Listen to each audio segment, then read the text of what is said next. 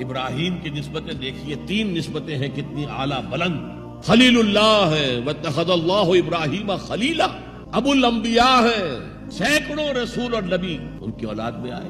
حضرت اسحاق کی اولاد سے وہ جو prophets of the Old Testament ہیں، ان کی کتابیں جو ہیں صحیفے ہیں دیکھیے. پھر حضرت اسماعیل کے اولاد میں حضرت محمد صلی اللہ علیہ وسلم، مدیان کی اولاد میں حضرت شعیب. یہ بہت کم لوگوں کو معلوم ہے کہ حضرت ابراہیم کی ایک تیسری زوجہ بھی تھی، ہاجرہ، جو مصر کے بادشاہ کی بیٹی تھی، جو پھر کنیز کے طور پر مصر کے بادشاہ نے پیش کی. ان سے اللہ نے بیٹا دیا اسماعیل. سارا جو حضرت ابراہیم کے اپنے خاندان سے تھی، کیونکہ بانجھ تھی، ساری عمر اولاد نہیں ہوئی، بڑھاپے میں اللہ نے اسحاق عطا کر دیا. پھر آپ نے ایک اور شادی کی تھی قطورہ، ان سے 6 بیٹے دیے تھے اللہ نے حضرت ابراہیم. ان میں سے ایک مدین تھا، جس سے قوم مدین بنی ہے، جس میں حضرت شعیب کو بھیجا. باقی